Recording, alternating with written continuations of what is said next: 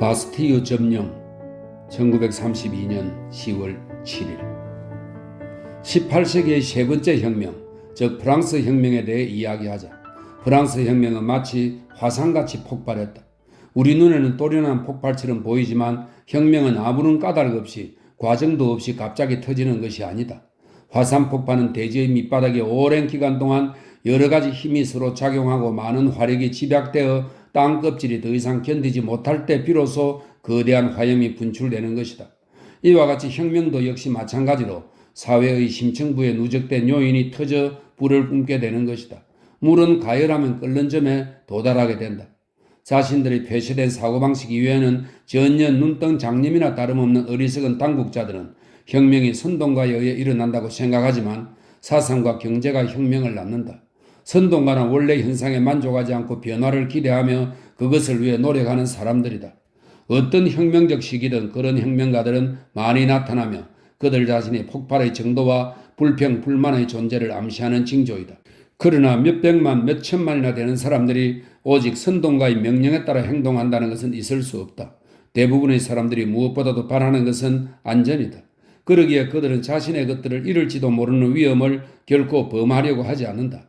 다만 너무나 생활이 어려워서 잃을 것조차 없을 때 아무리 약자라 해도 스스로 위험 속으로 뛰어들 각오를 하게 된다.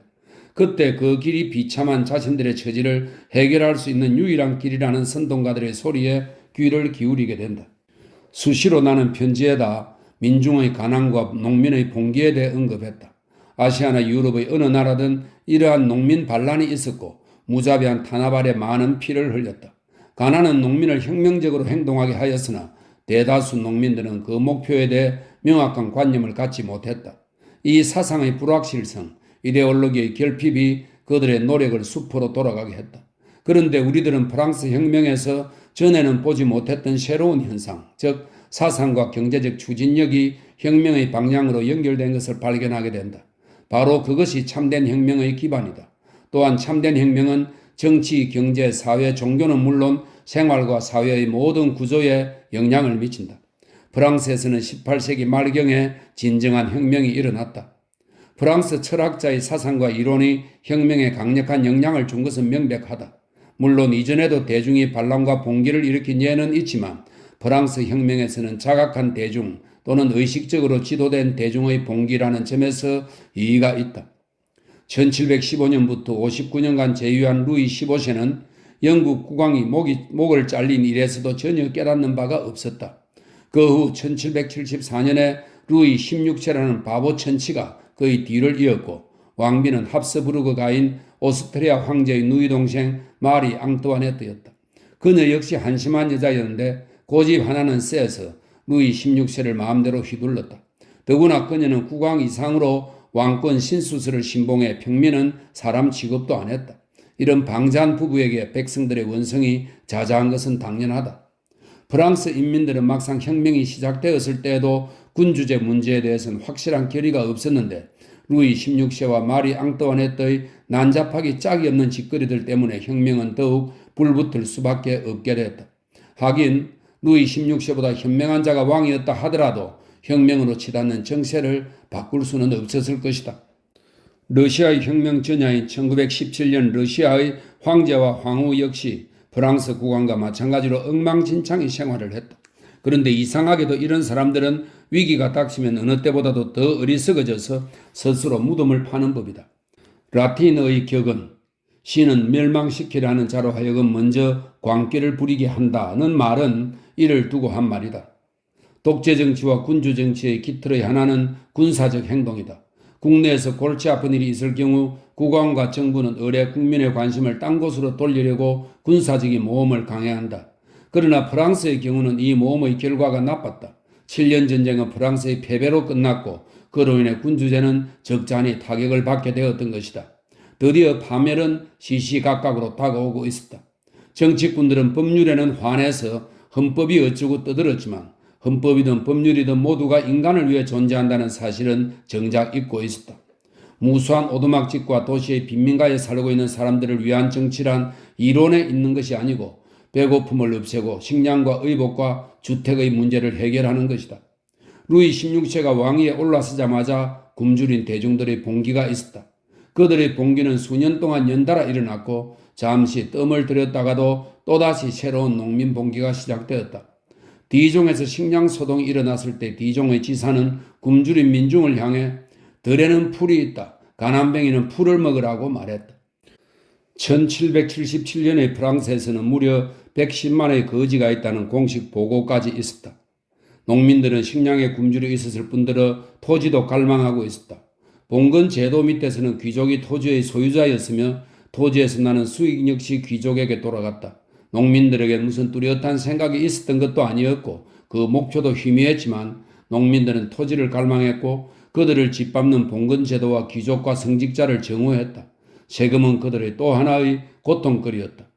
농민이 이런 꼴이었는데도 국왕과 왕비의 사치는 갈수록 극에 달했다. 국고는 바닥이 났고 빚은 늘어나기만 했다. 마리 앙뚜아네트는 채무자라는 별명까지 불리게 되었다. 더 이상 돈 나올 구멍이 없자 루이 16세는 온갖 국리 끝에 1789년 5월 삼부회를 소집했다.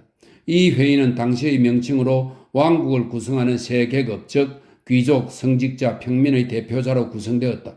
삼부회의 구성은 귀족과 성직자로 된 상원과 평민의 하원을 가진 영국 의회와 별로 다를 것이 없었다.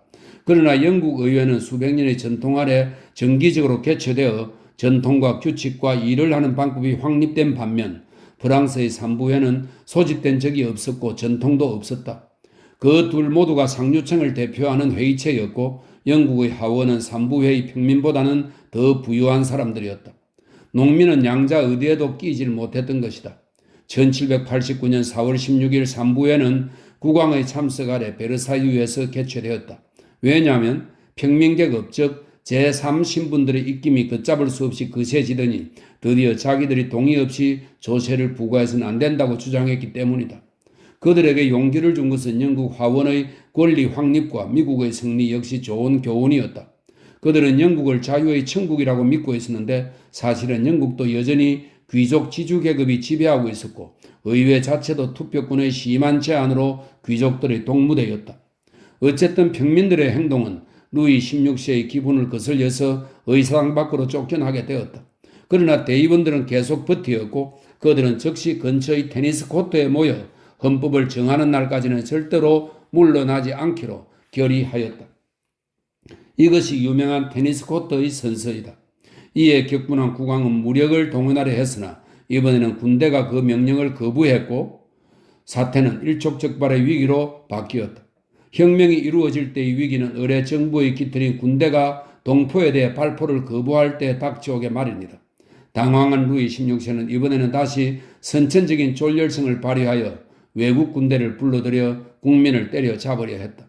이에 분노한 국민들은 1789년 7월 14일 드디어 파리에서 봉기하여 바스티오 감옥을 점령하고 죄수들을 석방했다.